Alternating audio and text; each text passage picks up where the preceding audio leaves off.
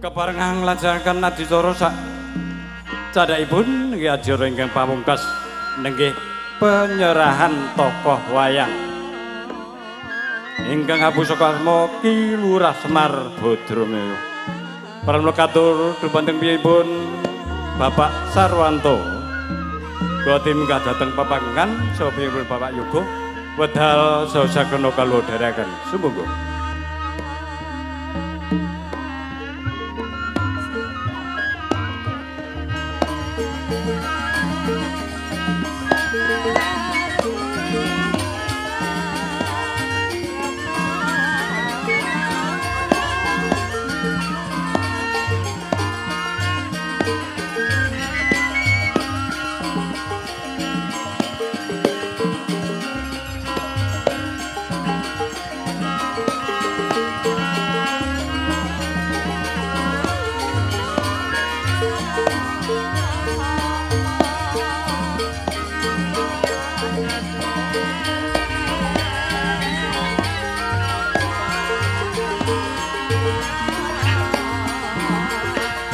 Mangkatan pur legah menggah pencerah untuk penamping toko wayang sampun katuraken dumateng piyambun Bapak Sawako mugi-mugi kanthi lelempahan Semar bangun kayangan mugi saged andhahi piyambun Bapak Yoga Prasetyo anggenipun mengkugati wiwit dalu punika dumugi tansah pinaringan nirbaya nirwikara nisambikala.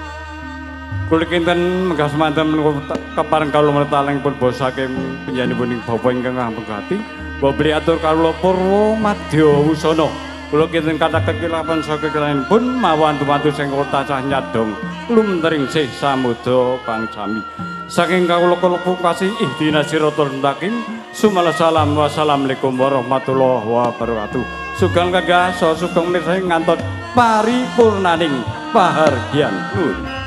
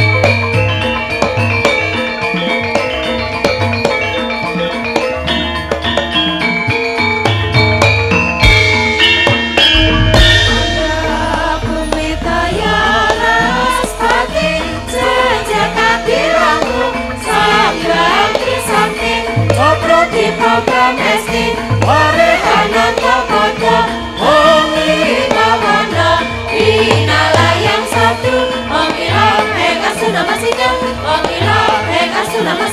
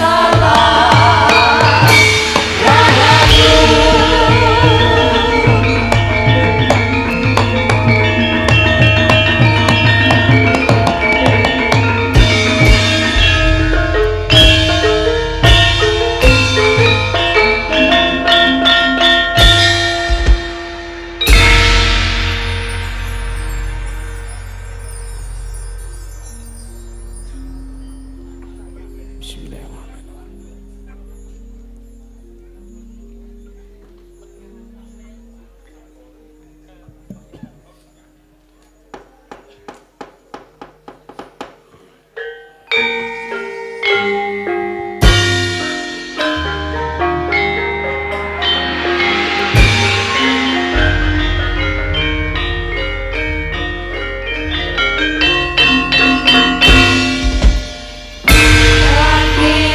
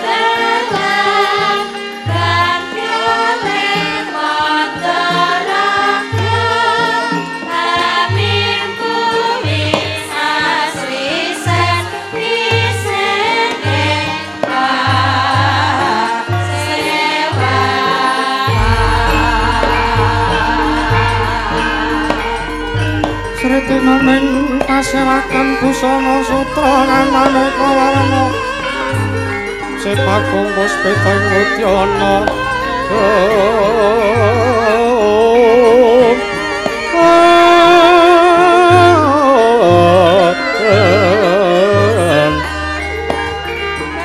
arengkeng manek narawata obro prabanya sumirat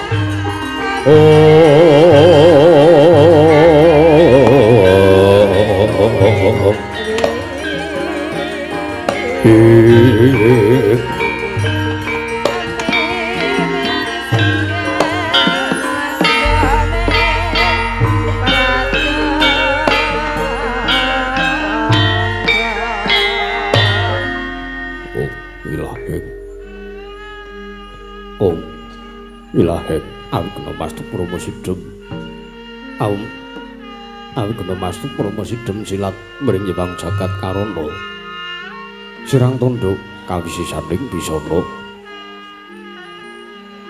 sono sinawung langning kula pestu maksih lestantun namping bundha jinandur tutur katelo tetulot-tulot mring alabding paradya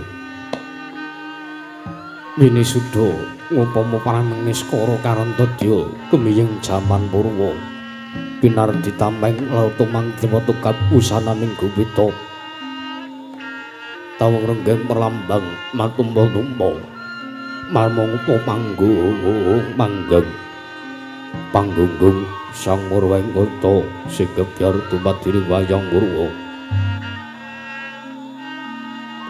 purwakaning kandha narik nuting basa dongeng kina ngemusu rasa yen narasaya karaos mulajari rohang rasa wani uruhing diri rasa rumangsa ngrumangsani liru jalma ngilu kaca jarweh wis nakup caing carita becik wis kagelar jroning makliran yaiku sejatri amriksani pagelaran inggih purwa Surya Candra Darum Hyang Kartika wis kinurba ketrating kawasa sahari ratri angedri bawana prateking dosina gilir kepandi temadate petanganing dina sasi warsi windu kang sarta abad tetu lantang mangkar toya sing rambun teja pating grembyat tata padang utuwa talang atuga burono yang beruntu dadi branantan bawi jalan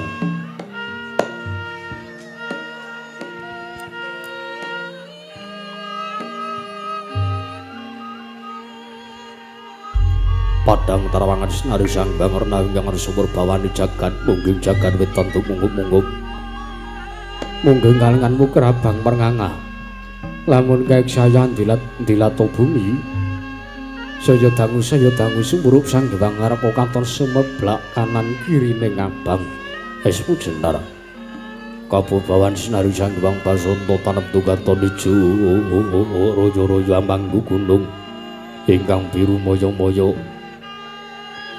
pucing gunung kinmulan getaun kasilur parapan cono lenggat lenggut ngantuk kaya gunung Bakutha Mega tan wetawis dangu soleng kawula tasih den ora suwang apa ya buka garap tegal sawahi anglu ursun udatanana pedhuti sinambi sendhonan sesidenan mikul garulukune anggiring raja kayane sawanehna pirembagan Samara Wangge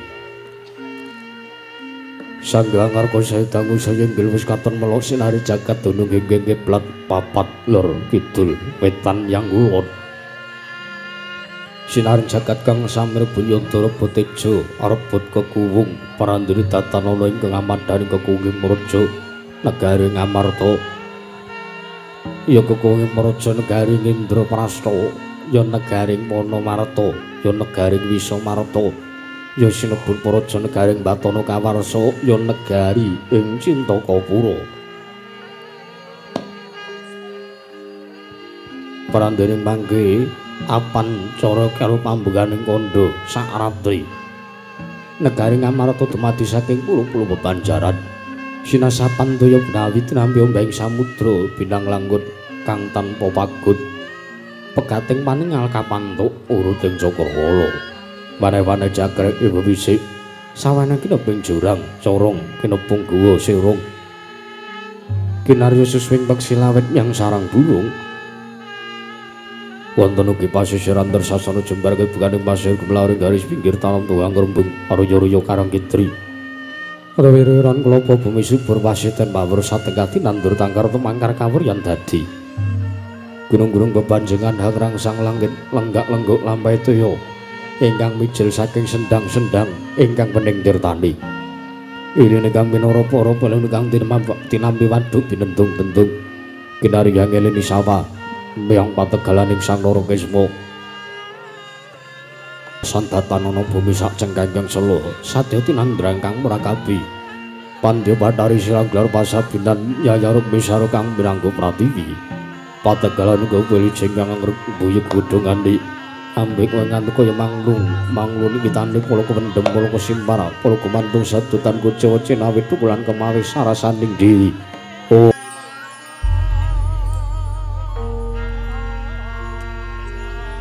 ingon-ingon raja kaya dewen saya ngrembug lamun sangat laring pangkuntan lamun wanci surup surya samya bali mring kandange sowang-sowang tatanana carane kandhang nganggo kenanjing palang labet tebih saking tindak Durjana Judi sayek seka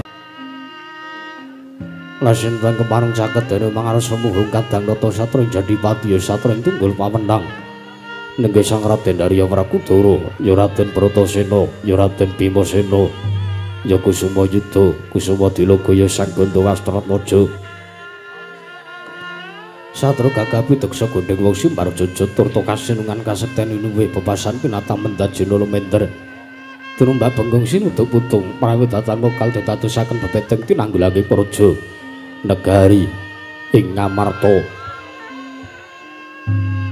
prawenggeng sawan wonten sak pepengraning Sang Raden Arya Wrakudara muhung pamadyaning Pandhawa satra ing Madukara Sang Raden Arjuna Sang Nata Prabu Mundada mengeraken mlenggah punujeng negari Ngamarta nenggena Tandrawati Sang Prabu Sri Bathara Kresna pramila sak mangkarsa ndang dhumateng Pratanira pandhiting saka lima sang tapa Begawan ingkang dereng kawedharing lesan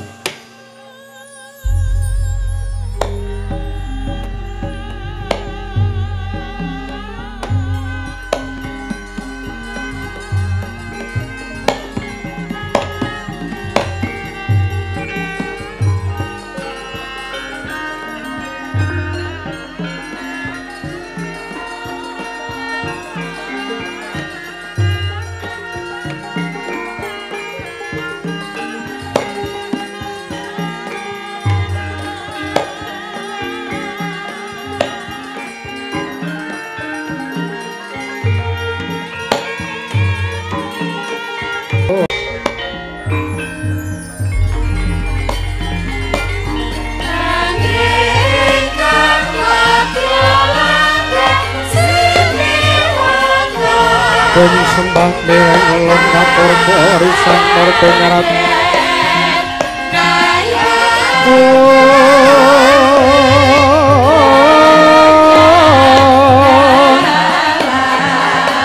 mring sahangane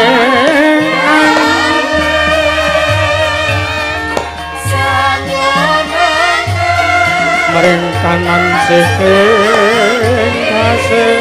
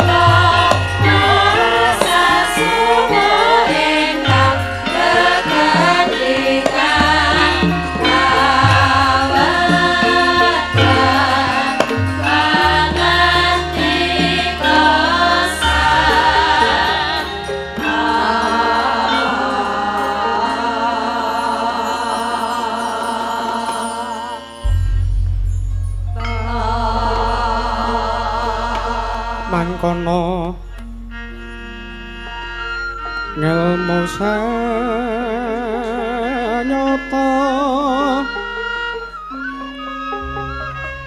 sanyatane mung weh rasa ping ati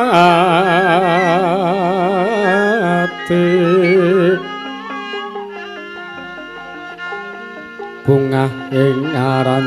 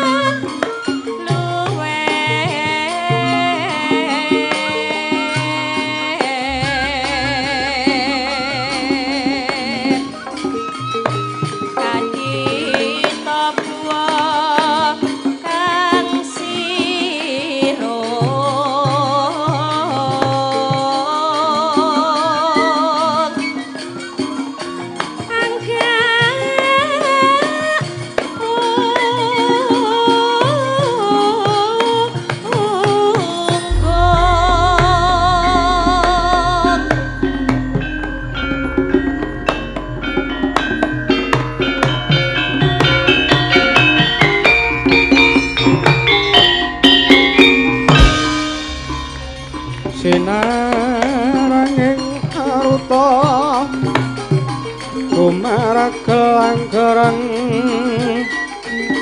anggongku ronggo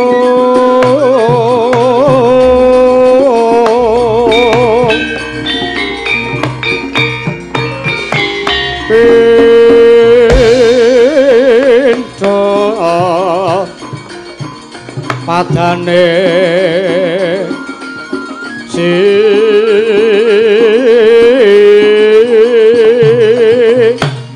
muda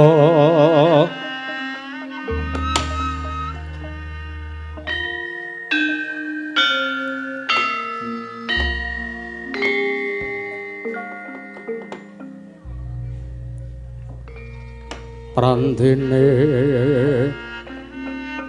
paksaku mati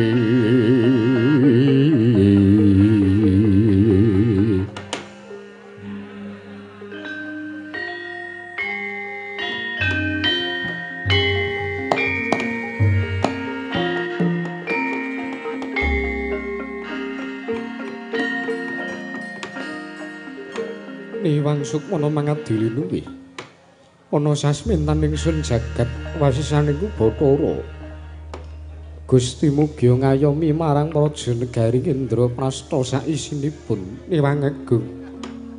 Nun mangke Koko Prabu Ndarawati, Koko Prabu Sri Bathara Kresna. Sewu lepat aturipun ingkang rayipun Darma Kusuma kula tadhah wadana mbok bilih kula kanggep lepat. Saha atur kula kirang damel mahanan tumrap penggalih paduka Kanjeng Koko Prabu. Esdining manah kula sandangu dhateng menapa ingkang dados daruna sarta wigati sakmanggenggen paduka rawuh wonten praja negari Indraprasta. Nanging Koko Prabu gandeng sakmangke para Pandhawa ginampi arawipun bapa penemban Kumbayana inggih bapa penemban Durna ing Sakalima. Nggih sakmangke sampun rawuh wonten praja negari Indraprasta. Pramila kula nyuwun pangapunten lan kula nyuwun agenging samudra pangaksami lumebera dhateng jasatipun ingkang rayipun Darma Kusuma. Karanten kula sandangu dhateng praptanipun bapa penemban Kumbayana ing Sakalima. Koko Prabu, ya jagat pangestu ngurwayahu Bathara jagat. Yayi Prabu kasinggihan. Nggih. Bapunapa inggih dados pangandika paduka Yayi Prabu Darma Kusuma ingkang Raka Indoraka sampun saged nampi Yayi. Saestu mboten badhe damel kuciwaning manahipun ingkang Raka Indoraka. Menawi sakmangke paduka Yayi Prabu Puntadewa andangu dhateng pratanipun bapa Remban Durna. Jernyatanipun bapa Remban Kumbayana menika dados gurunipun para Pandhawa ingkang tansah paring ilmu dhateng para kadang kula Ngamarta. Inggih. Pramila sakmangke kula pasrahaken bab Purbawasesa. Jernyatanipun paduka Yayi Prabu Darma Kusuma ingkang gadhahi wewenang inggih menika anjenengange bor dhateng kawonten-wonten praja negari Indraprasta utaminipun kantonan pasewakan sakmangke. Yayi Prabu, kula aturi nglenggah ingkang langkung prayogi Kanjeng Koko Prabu sampun boten kerang sekeca Yayi. Nuwun mangke bapa penemban Durna, bapa penemban Kumbayana. Sewu lepat aturipun ingkang putrapun Puntadewa kula tadhah wadana bapa penemban krana kula wantun nandhangu dhateng rawuh paduka sarawuh bapa penemban Durna wonten ing negari Indraprasta mugia manggih karaharjan kasugengan mugia kanja wonten ngarsa paduka bapa penemban Durna, bapa penemban Kumbayana. Lale kentas aru gembal manyar-manyar. Duk nang dungkul wana alas dadi wana. Oh, la dalah.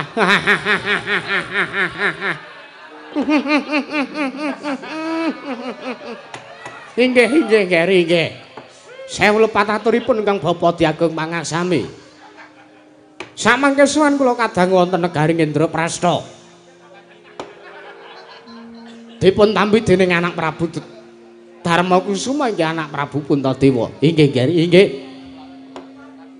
Sowan kula manggih arja Basuki Yawana tebih saking beda sowan kula kepareng kula ngaturaken pudha pangastawanipun inggih Bapa Mugya Kunjuka wonten ngarsa paduka anak Prabu Puntadewa anak Prabu Darma Kusuma. Bapa Remban inggih pudha pangasta sampun kula tampi karya Cundaka Panglingga Murdha mawana kabagyaning gesang kula. Mboten langkung kaprayogan lenggah paduka bapa Remban Kumbayana. Nan. Sampun mboten kirang sekeca. Sawanipun ingkang bapa ing Sakalima ngger anak Prabu Puntadewa. Wah.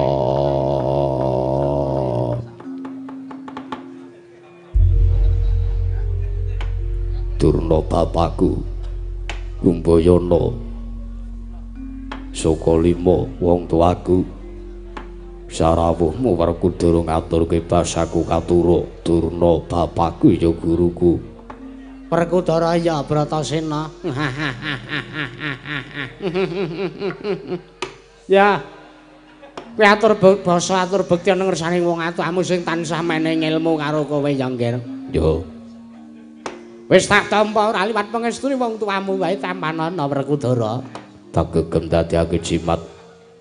Ora dan sabene kowe prapta ning negara Ngamarta. Ah, ya pancen sekawit aku duwe wigati. ingkang kudu tak aturaken ngersane kadangmu tuwa ing Ngamarta. Ngono. Iya. Yen mangkono prayogakno sartane Durna bapakku tak jaluk ingkang merdika. Munggo nggonmu bakal paring dawuh ngersane barep kakangku. Iya ya, Werkudara, makasih, Werkudara makasih. Karo sapa nggonmu rapo? Karo Satama kae nang mburi kelir. Ket mau mengincer emban sing cerak debok kuwi lho. Sapa? Mban Cedi apa kowe? Ya dijagani Satama aja ngasih nakal. Ora. Kengko tak ombeni CTM terus turu. Ya. Bapa Remban sarawipun Bapa Remban Durna. Kula ngaturaken sembah pangabekti kula kunjuk. Ya Janaka. Jamaka ya tak tampa Jamaka. Piye kowe? Kepripun kados pundi? Apa isih dikekang karo bojomu? Liripun kados pundi? Kowe arep ngesaki rokok kowe ora oleh. Kowe meguru ning Sukalima ki kepenak kok Janaka kepenak. Kados pundi? Saya kowe sowan mrene. Dep-depane mbako. Mula yen to kowe ora ngerahapi apa sing diparingake dening warga masyarakat ing kene, kucem jenengmu. Inggih, pangestunipun. Tak tampa pangestuku samana ya Jamaka. Inggih. Sampun sanget anggen kawula pundi? Iya. Pun prayogaken lenggahipun. Ya, kaya wis ora kurang kepenak Janaka. Bapa Remban kula ngaturaken salam taklim kula kunjuk. Oh inggih. Anak Prabu Sri Bathara Kresna. Remen sanget wonten ingkang kula sowan wonten negari Ngamarta menika pikantuk gawe kamangka gawe kula dobel. Liripun kados pundi?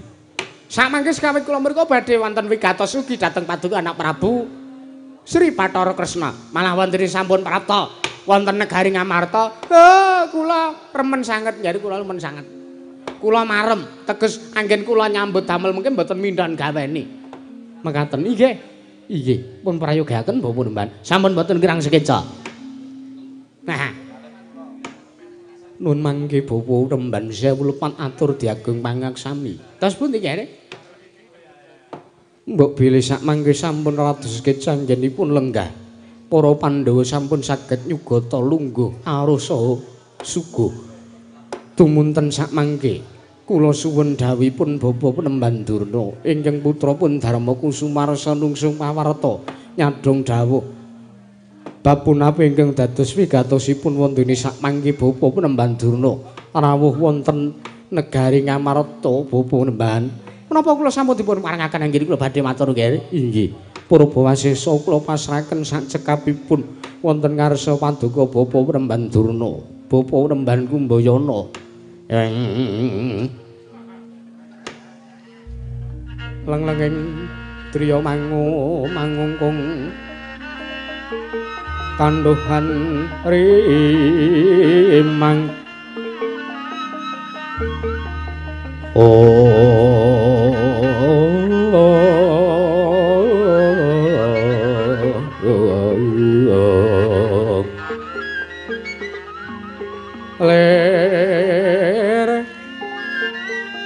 lena tanpa kanin yen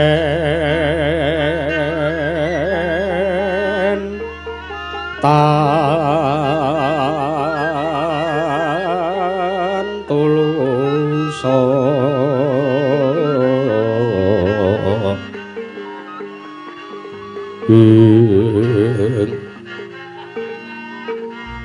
amengku sang tyahkota manalendra muda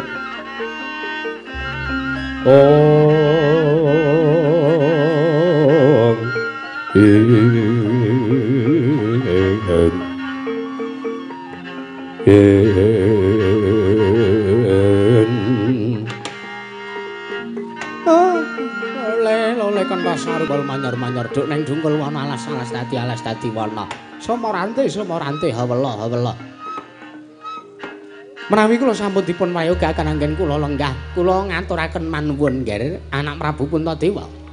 Sernyatanipun nggih kula sawan wonten negari Ngamarta menika kula dipun uwongaken. Teges kula mboten dipun kewanaken. Ning atasipun kula menika derajatipun pendhita, derajat kula menika brahmana. Kula menika sarjana hukum lho nggih. Kalian anak kula pun Satami menika kula dipun pendak-pendak dinompong tansah dintai, mung dicengi. Liripun kados pundi? Napa wonten cariyosipun wong tua kok dipaeka? Menawi mboten ingkang bapa ing Sukalima menika mboten. Kula menika dipun paeka nalikanipun usul maling menika lho nggih. Wonten ing Sukalima usul maling. Pendak-pendak dalu tansah jagi, tansah ngrondani kawonten pertapan Sukalima. Dalah suwijining dalu, suwijining dinten para cantrik kula ing Sukalima menika libur prei. Ngaso sawetawis inggenipun ngrondani kawonten Sukalima awit kaanggep aman. Inggih. Lah kok si Satama menika ngebel kula. Kula dipun timbali lumantar aji pameling. Kula dikan mara teng omahe ngendikane enten wong mencurigakan. Mbasa kula mara mbeta pentrung, mbeta cundha manik. Jebul timurun anak kula pun Satama menika madang gedhen. Kula menika dipun paeka dening anak kula pun Satama. Pramila kula nganturaken manuwun. Keranten kula sowan wonten mriki menika dipun sugata kanthi luar biasa. Liripun kula menika namung tiyang sepuh teka kula dipun paringi pasugatan ingkang estu elok kados mekaten. Sinaosa kula mengkeraken anak kula pun Werkudara ingkang ugi saged dipun wastani biogas menika. Lenanging kula bombong sanget nggih, bombong sanget. Lajeng menapa ingkang dados wigatosipun kula sowan. Sepisan Solo mriku tetinjel dhateng kararjanipun anak-anak kula pun para Pandhawa nggih, utaminipun paduka anak Prabu Puntadewa inggih anak Prabu Darmakusuma. Ngaturaken panuwun ingkang tanpa pepindhan. Nggih. Ndungkap angka kalih sowan kula mboten saking kekarepan kula piyambak, nanging kula menika nuruti dhateng krenteking laku. Krenteking manah. Lampahing suku kula parikedah sowan wonten ing negari Indraprastha. Awit nuhoni dhateng menapa ingkang dados sabdaning dewa dawing Jawata.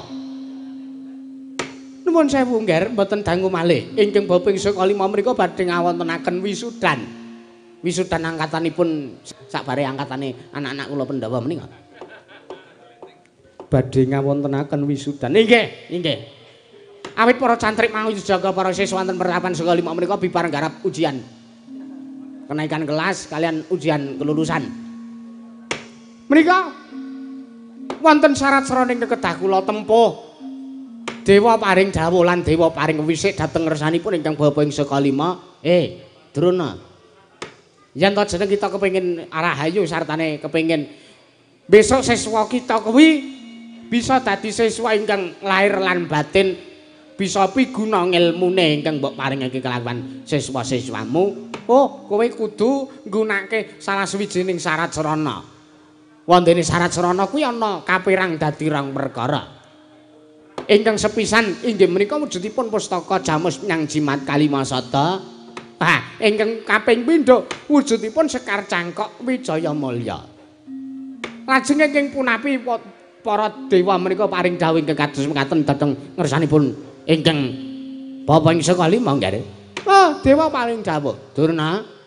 Pustaka Jamus Nyang Jimat Kalimasada kuwi mengku werdi sartane surasaning pustaka ya kuwi wujuding utawa wedharaning ilmu utawa kawruh panca dharma. Ping pindhone wujude kembang cangkok Wijaya Mulya kuwi dayane bisa nguripi mring titah ingkang ketiwasan teges yen ana suwijining menungsa ing tekaning pati bisa kalamun ta diungkuli wujuding Sekar Cangkok Wijaya Mulya sakmangke saged waliya nirmala temajati jati temah mulya. Pramila nggih kula menika namung nuwuni dhateng menapa ingkang dados dawuhing para dewa. Wale-wale menapa gandeng sowan kula anak Prabu Darmakusuma ping pindhonipun kepanggih kalian anak Prabu Sri Bathara Kresna. Pramila kula namung balya. Tari kali ngono to wau. Didhem madaning pananggilan negari Indraprastha. Sang Nata Prabu Darmakusuma pinampi pangandikan Sang Tapa Begawan Durna dhateng Sukalima nalika semanten datanmu bah datanmu sing legeng anti kaya pratima golek kencana ndadosaken kanyut pinangka warju kanyut jare wong ganten warju jare mengkeca nginango durung abangi dua durung manjing dasaring protol kang saru geger njaba piyak ngarsa tangkeping mriko masipan punamuk apa to kang dadi tarunane ampun ora ana macan ingkang apa dene gajah ingkang medhot saka wantilan kejawi amung sawanipun utusan saking Karang Kadempel Atmaja pambayuning Sang Lurah Semar Badara nenggih Sang Lurah Nala garing kadharaken dening Sang Lurah Bagong ora bebeh pindha sata metarangan gawe kagiat kang samya mangruwing para kawula kanca kaya enek tamu enek daya njaluk dalan wae dalan kanca wae dalan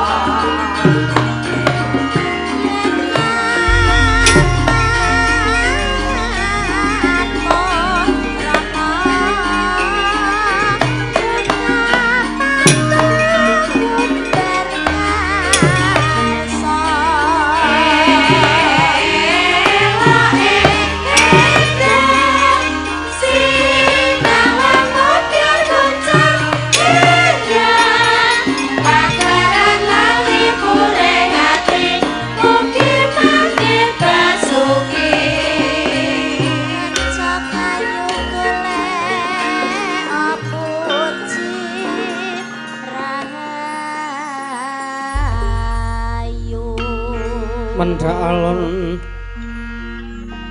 tata trap silanira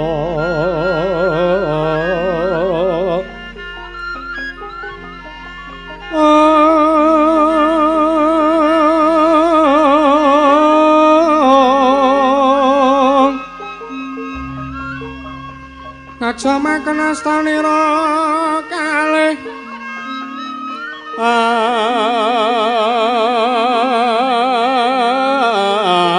astanira kalih pisan yen ngandika magawe pranta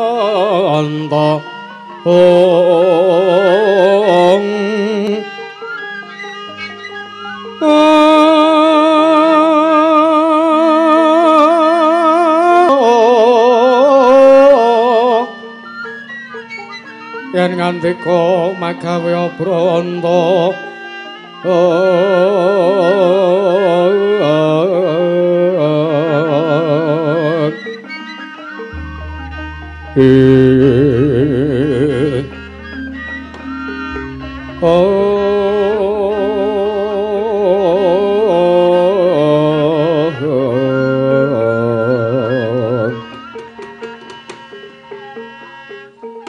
Niwang Agung mugya ngayomi mring Praja Ngendra Prasta nuwun mangke Bapa Penemban.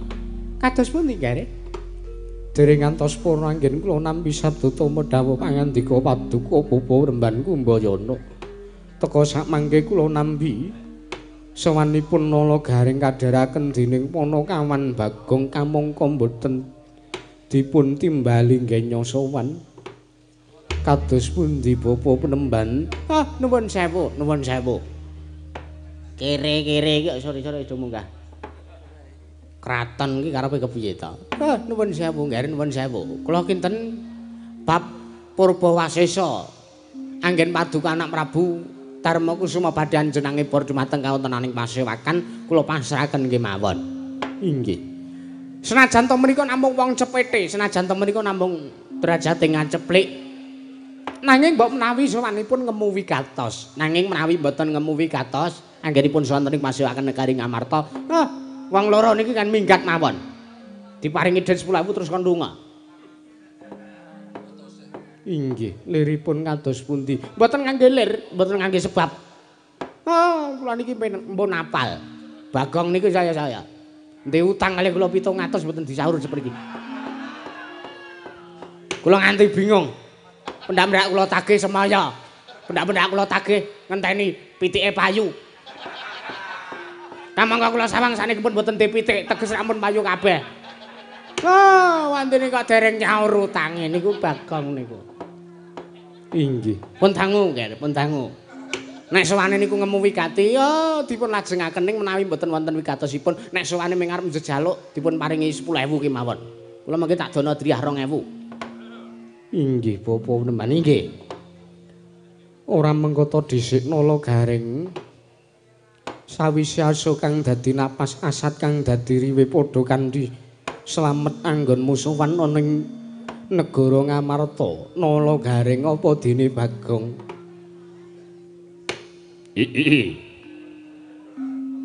Aduh.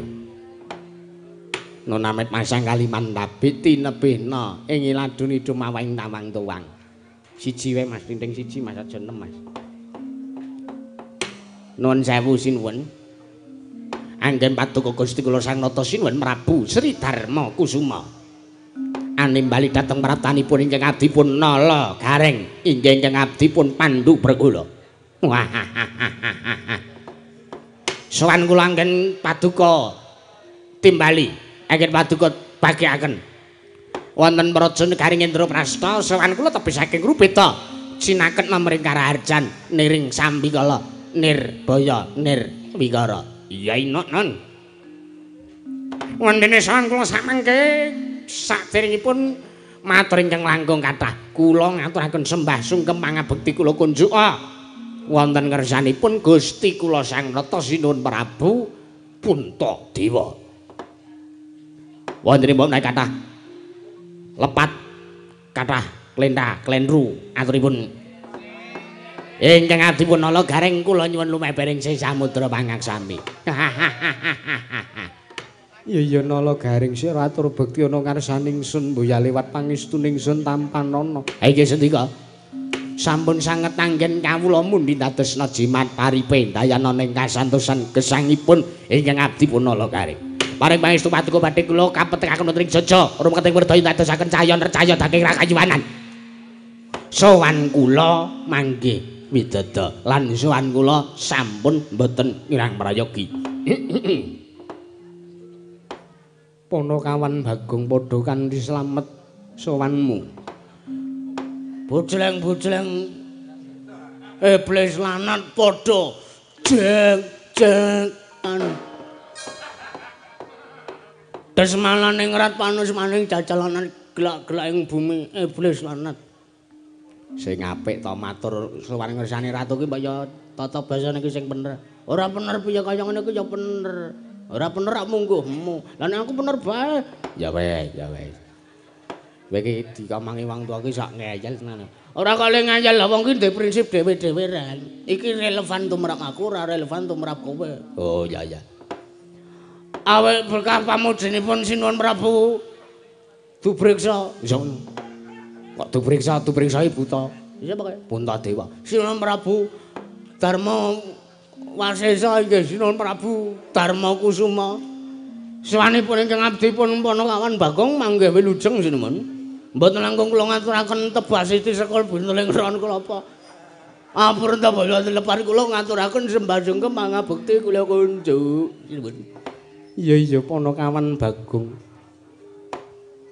Ora mengko to dhisik. Terus pundi? Aku gumun ing atase sowan Nalendra kok mung nganggo kathok kolor. Mongko mung bligung ora klamben. Niki mboten kok mbligung mboten niki adat lupi ingkang sampun kula wonten ing dusun kula ing Pringapus mriki. Menika naminipun tradisi ngligo. Iya. Nggih, menika basahan. Iya. Basahan iki nek cara manten kae. Ya men, iki ora basane terbasa-basa.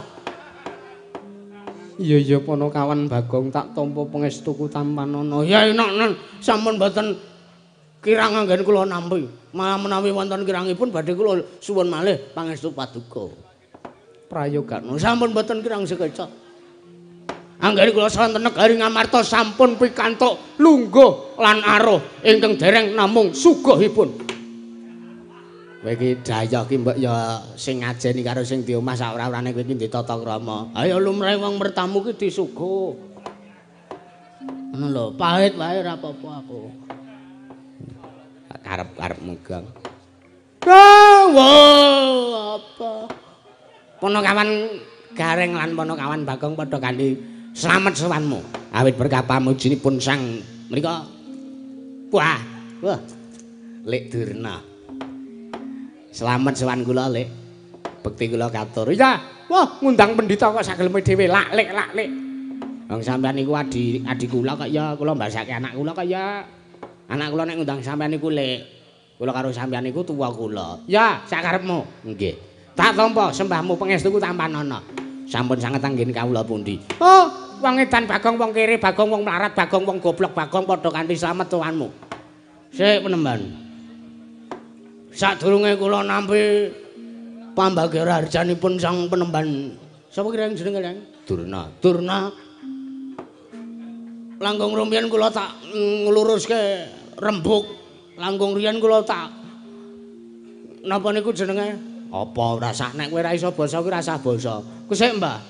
Saurunge aku nampa pambagyara harjamu, aku tak ngluruske perkara sing mau wis tengendikake. Perkara sing apa?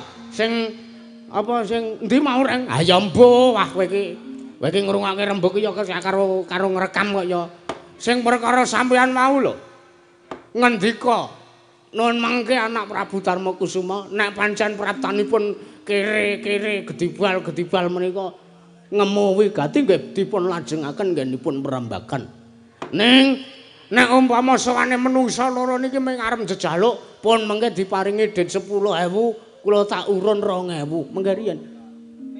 Napa miturut sak piturutipun sak mangertos presanipun Penemban Durna niku napa kira-kira kula niki wong sing sak kere-kerene napa miturutipun Penemban Durna kula niki wong sing ora ndedet babar pisan kok sampean ngendika pun dipun paringi den 10.000 gak kan minggat dikira ora nglarake ati napa priwan ature sampean sing kaya ngeten nek mung dhuwit kula niku nggih nguruki pertapane sampean turah-turah ning kricik kabeh. Ngaten. Jelengane anak kula. Sik, Mbah, sampean ki aja sok waton ngempukke watu ngantoske barang sing wis empuk. Ngaten.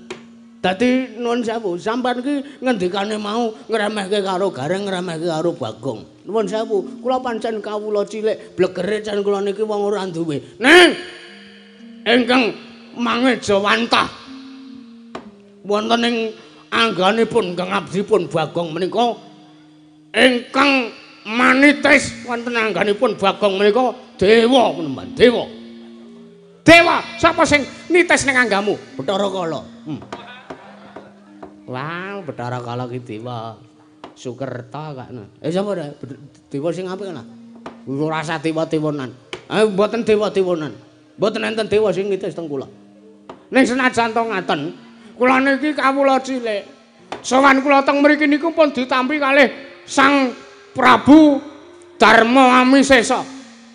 Inggih sinuwun Prabu Puntadewa. Sampeyan teng mriki ra ya ming dayah to, Mbah. Ora ana jamak lumrahe wong apa jenenge rek ambuh. Wong nindakake kewajiban padha-padhale daya kok arep mundurke karo padha-padhale daya niku nek cara kula sakarepmu aku ora arep rembukan karo kowe. Oh, pambagja rajaku arep tak tampa, arep ora tak tampa sak karepmu. Nggih pun. Bakti kula katur penemban.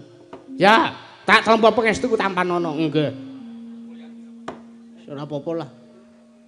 Loro ati ya ming apalah daya diriku yang hanya seorang biduan. Sambunge apa kok sing seorang biduan ora? Nala Garing lan Bagong padha kanthi raja. Pangestunipun Sinuwun Prabu pun sapa niku? Sinuwun Prabu Sri Bathara Kresna sowan kula wilujeng sinuwun. Mboten langkung kula ngaturaken sembah bekti kula kunjuk. Ya ya Nala Garing pangestuku tampan ana. Ha inggih. Bagong padha kanthi slamet. Berkapamujinipun Sinuwun Prabu Ndarawati bekti kula kunjuk sinuwun sowan kula wilujeng. Ya ya pangestuku tampan ana Bagong. Nggih, sampun sanget anggen kula pundi. Nala Garing apa dene Bagong padha kanthi slamet. Pamujinipun Ndara Werkudara sowan kula manggih wilujeng Ndara bekti kula kunjuk. Nggih, Ndara Werkudara bekti kula kunjuk.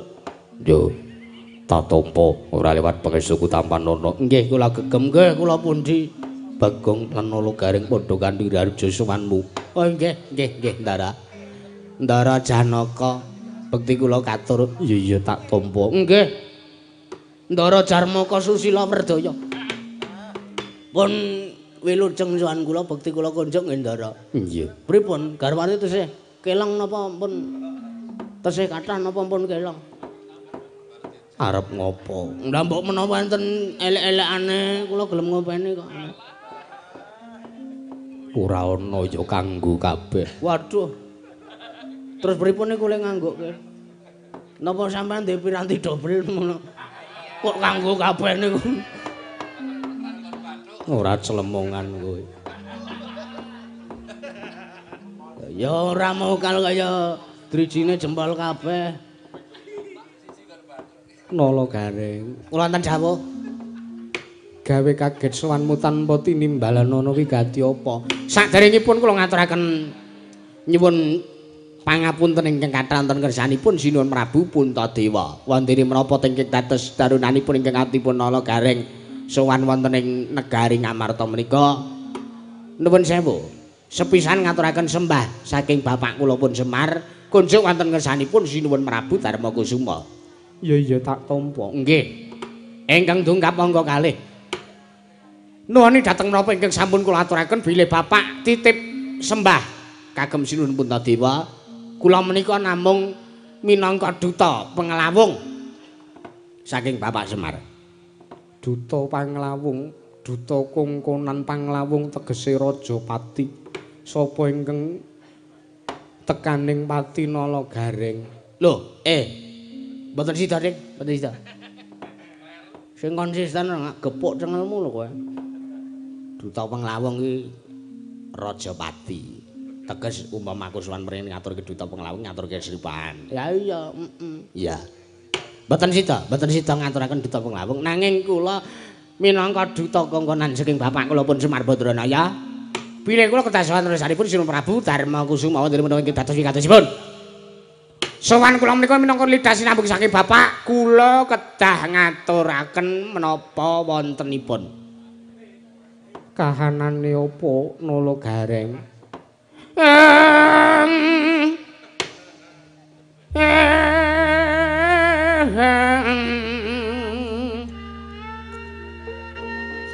Punapa tamira ingsun prihatin Mas Bagong mijil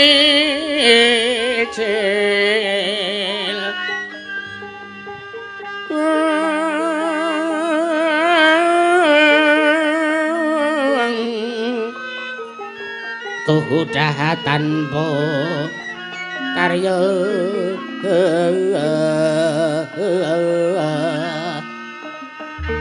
Sangkang rinemakan Gusti kelong renu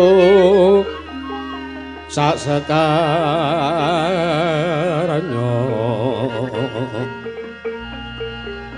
Om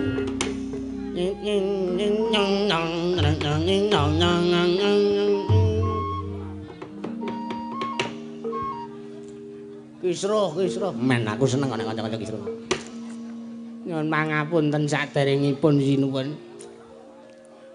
wontenipun kula sowan wonten mriki menika kula namung badhe matur bab awontenanipun Bapak. Nggih. Bapakmu kena ngopo Nala Gareng? Piye Kang? Nganu bapak meh modar. Wah, cangkemmu kuwi ora. Aku ngatur kowe wis ngati-ati tak jaga tenan subasitaku mah bapak arep modar. Anu ajeng dumugi nang Serna.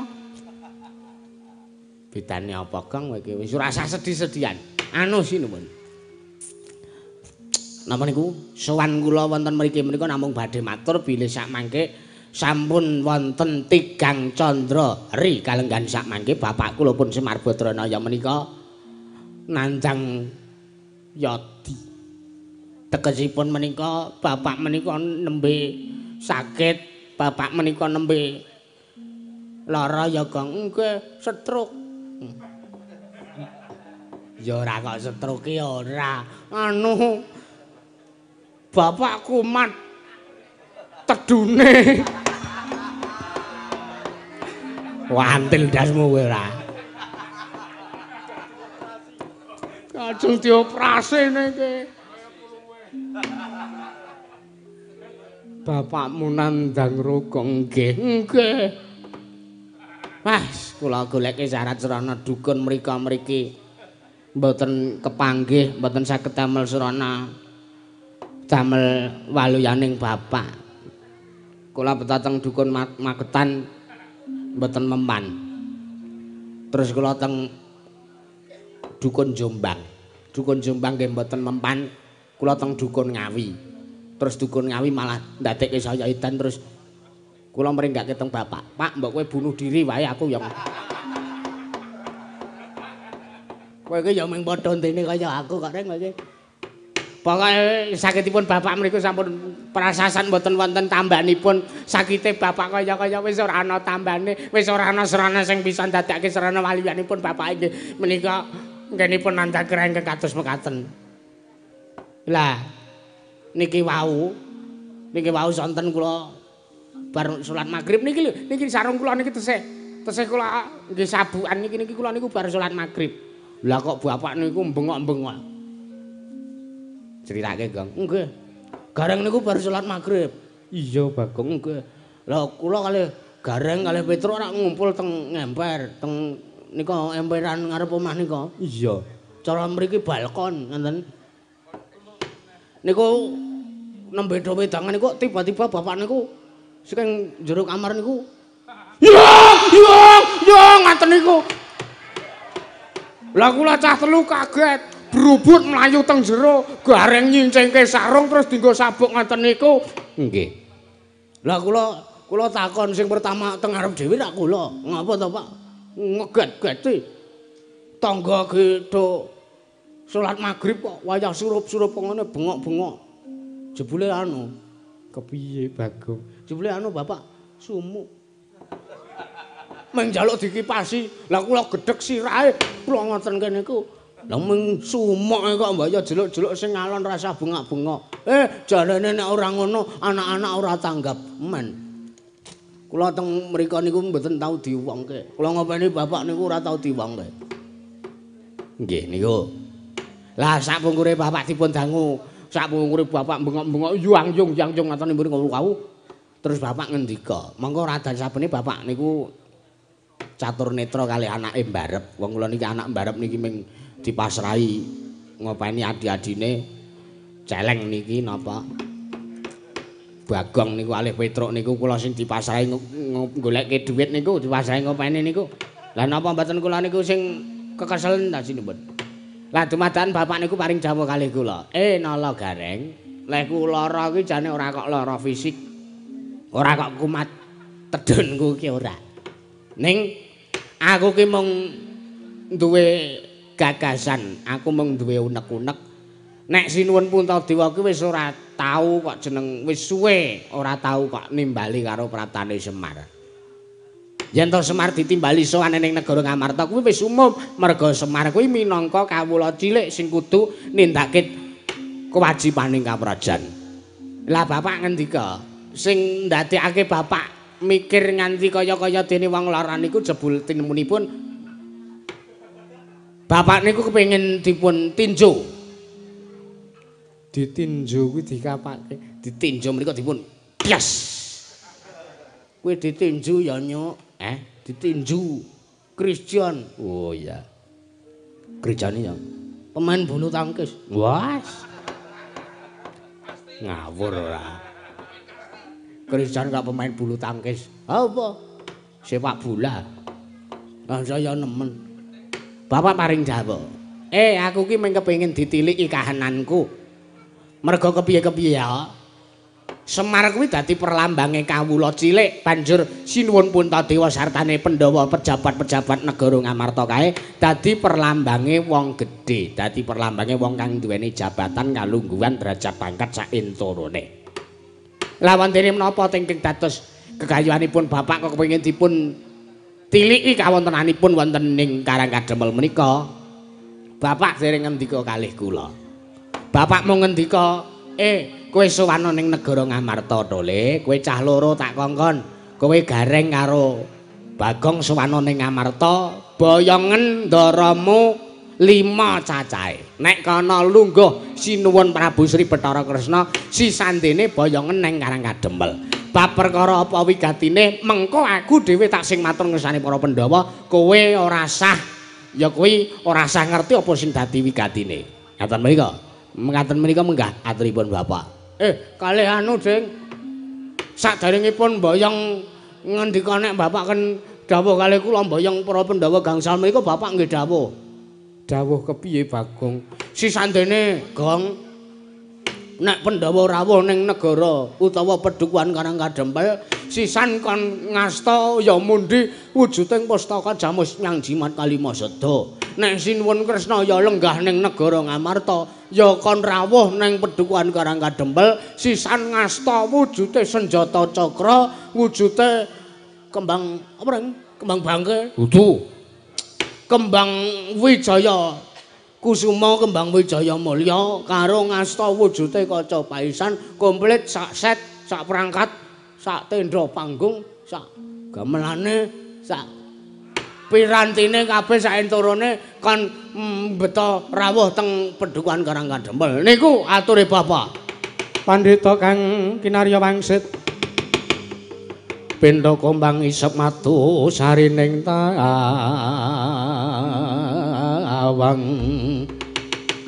Mijadukane rosang pinandhita. Ponang garot kanan riwe kumri wis bocah ing rawis yen sinapet omring sagedheng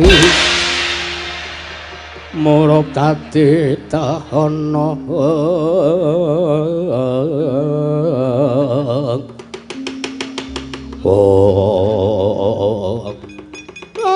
Desmalaning rat manus maning jajalanat gelak-gelaking bumi iblis lanat. Nun sewu penemban.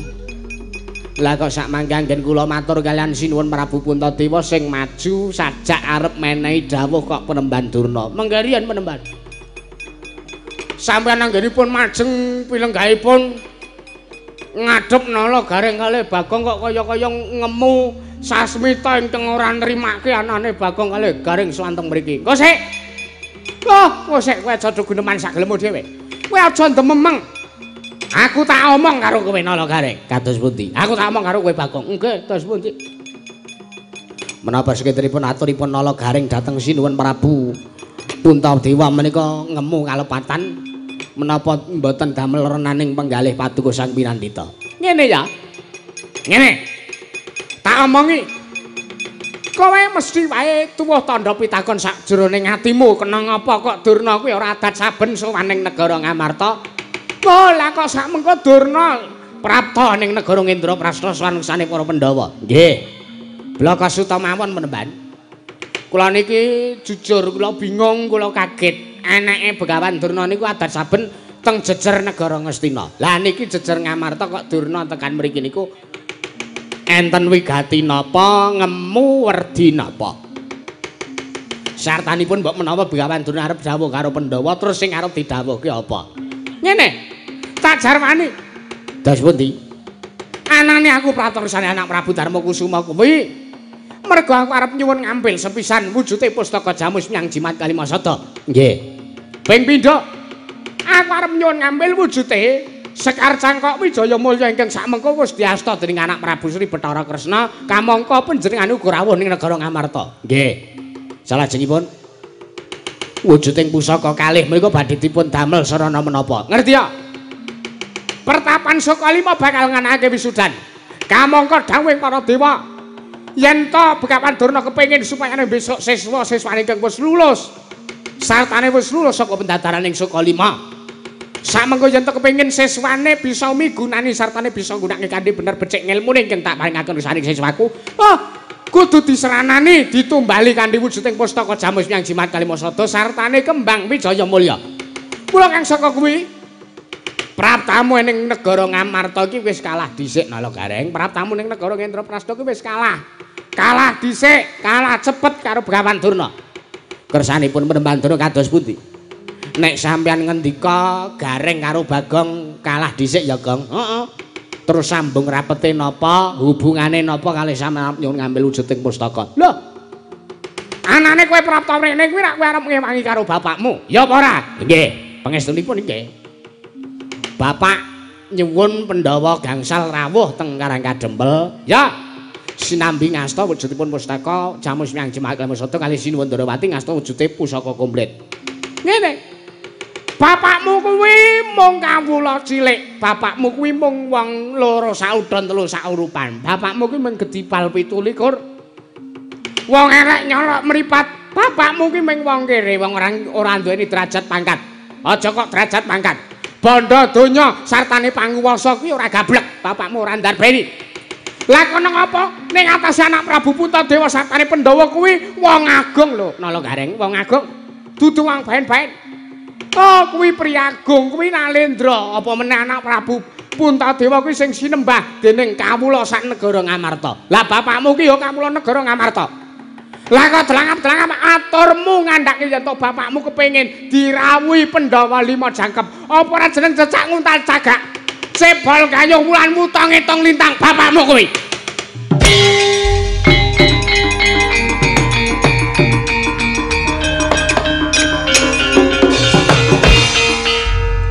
Men gila kono Katriga mulung mangremping wadya makirina nang kono renang kono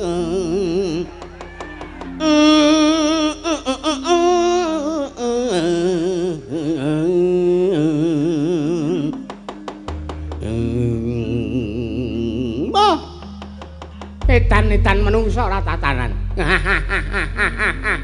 Wis bener sing dadi pandugane Begawan Durna yen to sakmengko aku ngelek-elek Semar mesti Bagong ora trima. Bagong mijil. Jan aku ora trima Penemban. Sampeyan arep ngopo kowe? Nek aku ora nrimake mergo sampeyan ngelek-elek bapak kula, nek aku maju wane karo sampeyan terus sampeyan duwe wewenang apa? Mengkarian sampeyan aja waton bisa ngucap lho Penemban. Niki teng Datulaya, niki teng Pasewakan. Nek ajeng Bantayuda, nek ajeng elek-elek bapak niku ampun teng mriki, ning mengke teng alun-alun nek Pasewakan pun bubar.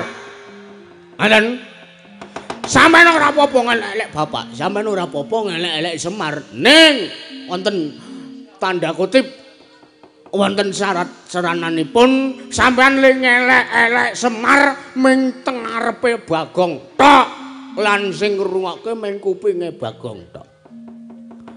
Tapi sampeyan elek-elek Semar teng ngarepe wong akeh niku sing gawe gusar manah kula. Waduh, gusar barang bahasamu. Men pengikuti Dodit Mulyanto. Terus kowe arep ngopo nek kowe ora trima nek kowe gusar sakjroning atimu ora trima karo atur Begawan Durna kowe arep ngopo? Ha nggih, gelem mboten gelem kula pun sandangan training ngenten iki. Paripaksa sampean kedah ijen padha ijen mungsuh kalih kula. Janji sampean ora mempertanggungjawabkan. Sampean ora tanggung jawab apa sing wis sampean aturke lan sampean ngendikake. Janji samengko sampean ora tanggung jawab, sampean ora nyembah dlamakane Bagong sing bareng midak telek niki. Mergo sampean ngucap ngrasani bapak ngelek-elek martabate bapak teng ngarepe wong akeh. Aja takon dosa menemban. Pertapan saka 5 tak bumi angus. Ora wedi, ora wedi. Ora wedi. Oh, arep gawa wadyabala sak akeh-akehe saka pedhukuanmu ing arek kadempel. Aku ora wedi. Kalah akeh karo wadyabala Sata Kurawa. Oh ya. Ya kowe. Apa dikira Bagong mung wong ijen, wong siji mungsuh wong 100 apa dikira Bagong wedi? Ya oke penemban oke. Samengke sampean menang sartanipun angsal pikantuk mboyong wujudipun pustaka Jamus Nyang Jimat Ilmu Sata kalian wujudipun Sekar Jangkak Wijaya Mulya watanisa nglangkai kuandane Nala Gareng.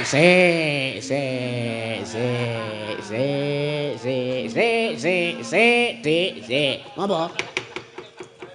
Sing duwe wenang tumrap pusaka loro kuwi mung sing kawogan. Sapa? Ayo sing kagungan.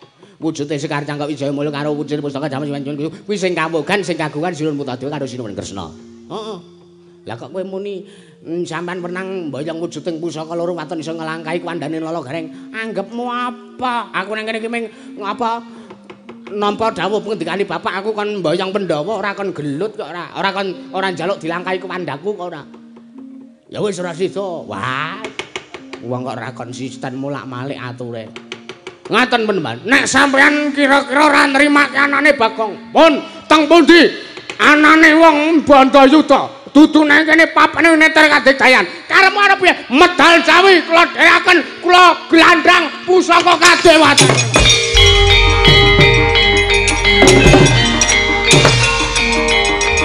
Wah, piye kae?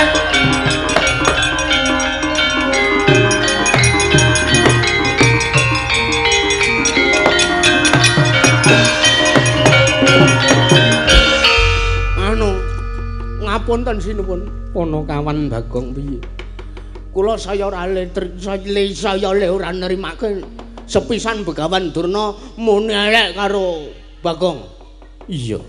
Begawan Durna napa niku ngucap ngrasani bapak teng ngarepe wong akeh. Sak banjure ping pindhone Begawan Durna gawe runtik atine Sang Tapa Pak Pangeran Bagong. Niku gawe lara atimu lire piye? Niku lho, mengke riyen Gareng niku kakang kula kok didukang janggute niku. Kula ora trima sina. Kula ajeng medal Jawi nyuwun pamit prayogaken rawuh pirembaganipun.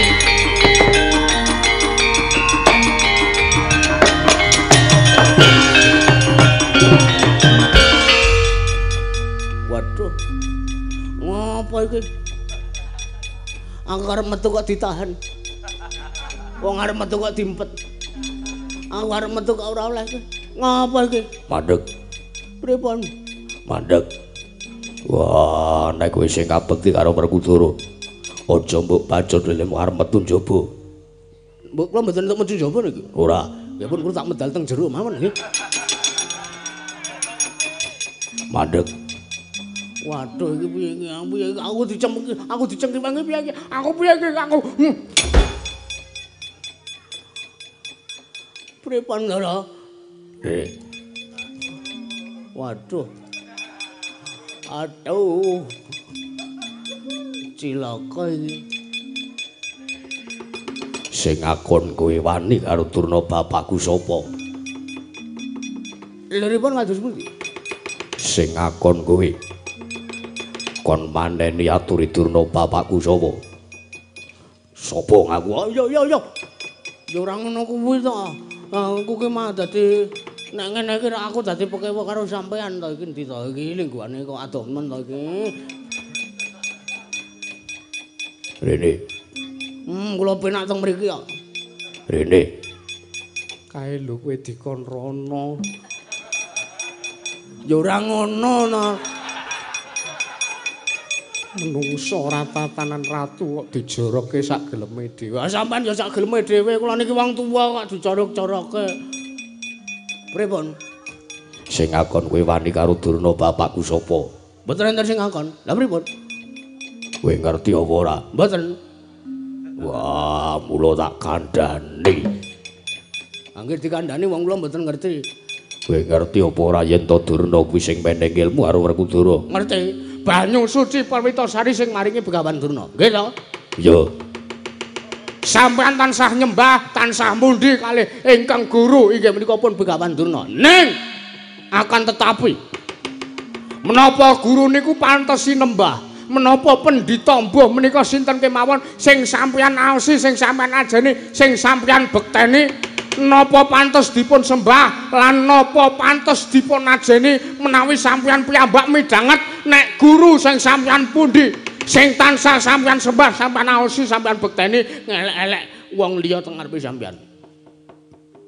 Wah, Werkudara ora trima. Sampeyan ora trima mergo kula wani karo gurumu. Sampeyan ora trima mergo Bagong ngelek-elek Begawan Durna teng ngarepe sampeyan. Kula ya ora trima. Kula ora trima bapak kula dielek-elek teng ngarepe wong akeh. Nek mengandhake ora trima, padha kita ini sama-sama membela bapak. Maka dari itu sudahlah nak. Sudah. Pulanglah nak, ibumu marah. Sambung rapete apa? Dijak patu, jak guneman malah puisi. Sampeyan ora trima. Kudune sampeyan ngerti gurune sampeyan ndek patrap sing kaya ngono ki. Nek pancen nyata sampeyan murid sing ngabekti, sing ngajeni karo guru sampeyan, ngerti patrape bapakmu, gurumu sing kaya ngono ki, kudune dikandhani mergo gurumu kuwi nandang luput nek pancen sampeyan ngaosi karo gurune sampeyan. Ngoten. Wah, nanging kowe wani karo Durna bapakku gawe runtik atine Werkudara. Runtik karepmu ora karepmu. Aku kula teng mriki niku sawan kalih Sinun Puntadewa ora sowan teng sampeyan kok. Nek sampeyan arep ora nrimake karo patrape Bagong sing sajak wani kalih Begawan Durna, ha monggo nyododo ndi dodo. Ngono wae padha lanange kok ora. Apa kira-kira kowe kuat nampani dayane Werkudara? Kuat mawon, mengke kula sangga sak RT mengke kuat mengke. Pun ngaten mawon rumangsane apa? Wah, ono gawane janji ra mendho karepanmu nggonmu wani karo guruku. Kelakon mati saka tangane Bendara iki.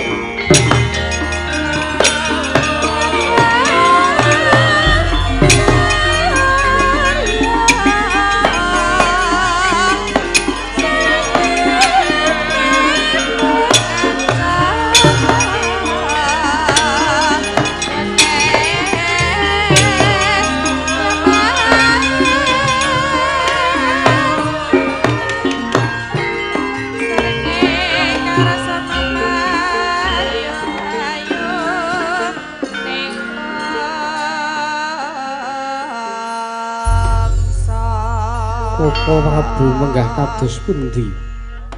Anggen kula badhe gagapi dhateng perkawis menika. Nuwun mangke Yayi. Kula sampun apal dhateng menapa ingkang dados pambeganipun kadang kula ing tunggul pawenang. Inggih, liripun. Pendak-pendak wonten ingkang wantun. Kelawan gurunipun inggih menika pamanku Mbayaning Sukalima tartentu kadang kula pun Werkudara mboten narimaken. Pramila gandeng kula sampun mangertosi bilih sak mangke Werkudara badhe amulasara dhateng pun Panakawan. Nala garing menapa dene Bagong kula ingkang tanggel jawab perkawisipun. Koko Prabu inggih. Kula suwun kanthi sanget sampun ngantos wonten raja pepati. Wonten negari Ngamarta. Ih, mboten Yayi, kula ingkang saged tanggel jawab. Menawi mekaten sak mangke kula rasa tata-tata badhe sowan wonten sanipun Kakang Semar. Senajan to Bapa Durna menika gurunipun Pandhawa, nanging ingkang kedadipun utamaken inggih menika pamongipun para Pandhawa. Lah menawi menika monggo kersa dhateng Kersa Paduka Yayi Prabu Darmakusuma. Inggih Koko Prabu Arjuna lho wonten timbalan. Bubarna kang padha seba ingsun kundur ngedaton nun ngestaken dawuh. Nyun pamit madal pasilan sing ati-ati aja kaya bocah cilik kaya wis ora ana dawuh maneh. Koko Prabu awi kula kanthi lumawat alun-alun pepengkeran monggo kula dherekaken Yayi. Purnagati ning Manangkilan. Arsa Sang Rata Kundura ngedaton jeluk saking dampar jana grabit gamparan gading kadheraken sangjaning para banjedi manggo ketanggung. Jaka paloro-loro ingkang samya ngambil upacaring keprabot. Kawisna saking mandara tindak nyosang Sri Naranata lamun Cinandra candrane pindha jawata kairing widodara widodari.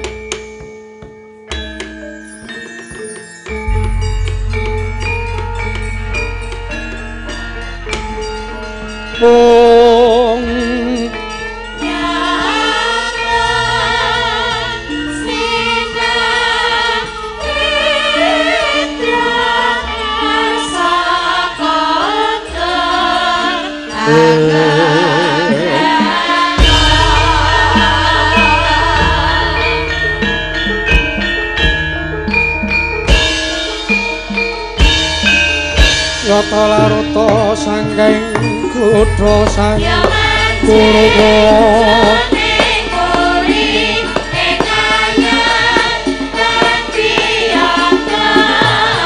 yen tan mutus sang Sri